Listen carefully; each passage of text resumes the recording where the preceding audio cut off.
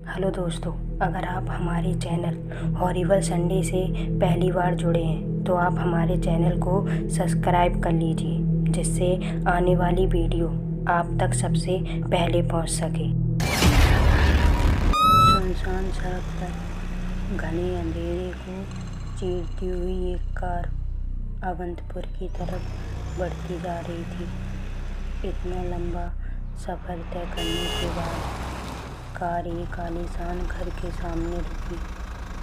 उसमें से एक 20-22 साल का लड़का उत्कर्ष अपनी पत्नी रजनी के साथ उतरा।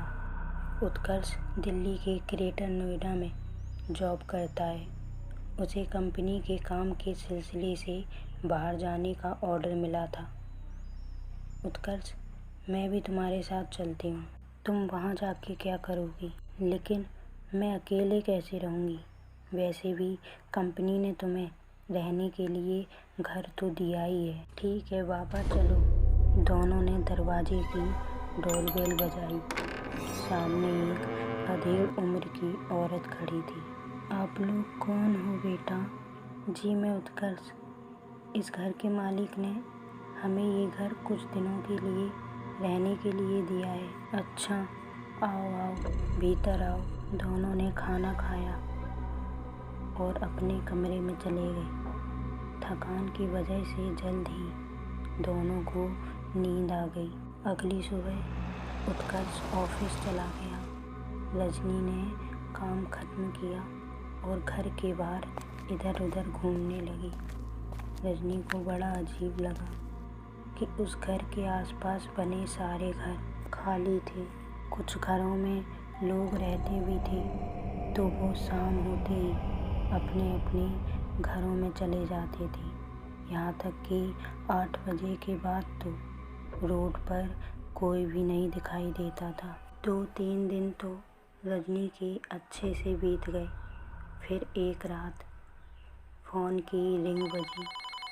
हेलो रजनी, मुझे आज ऑफिस में ज़्यादा काम है, इसलिए 2 दिन तक मुझे यहीं रुकना पड़ेगा। ठीक है उत्कर्ष। रजनी ने खाना खाया और जाकर सो गई।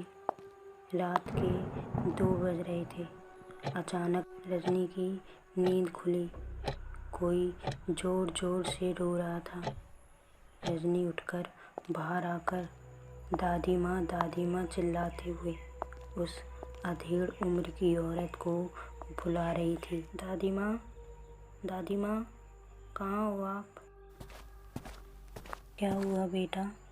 इतनी रात तक क्यों जाग रही हो? नहीं दादी माँ, पड़ोस में किसी के छोटा बच्चा है क्या? किसी के रोने की आवाज़ आ रही थी। नहीं बेटा, कुछ नहीं, तुम जाके सो जाओ। रजनी वहाँ से चली गई, लेकिन वो औरत रजनी को देखे जा रही थी। अगली रात रजनी के साथ फिर वही हुआ। कोई जोर जोर से रो रहा था, लेकिन अब की बार आवाज़ रजनी के कमरे की खिड़की से आ रही थी। उसने बाहर देखा तो सामने कोई नहीं था। रजनी देखने के लिए बाहर निकली थी कि सामने वही बूढ़ी औरत खड़ी थी। दादी माँ, आप सोई नहीं? क्या आपको भी किसी की रोने की आवाज़ सुनाई दे रही है? मेरे लिए तो यह रोज का है बेटा। क्यों दादी माँ, आप ऐसा क्यों कह रहे हो? और इतनी रात को कौन रोता है?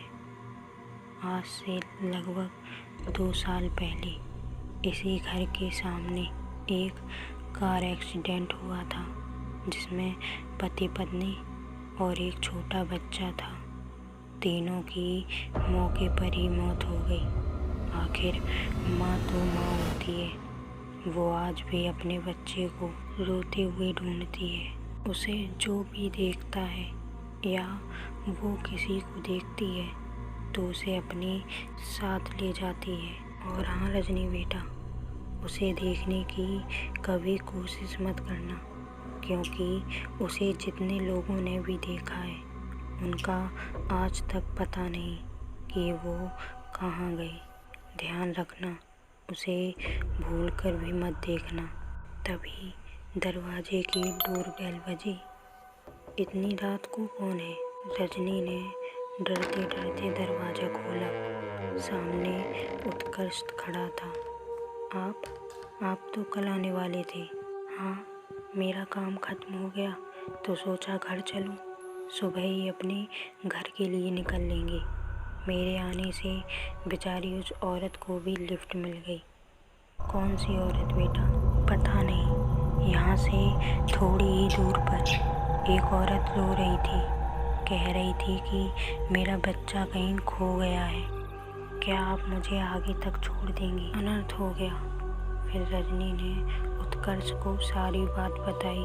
मैं अब यहाँ नहीं रहूँगी।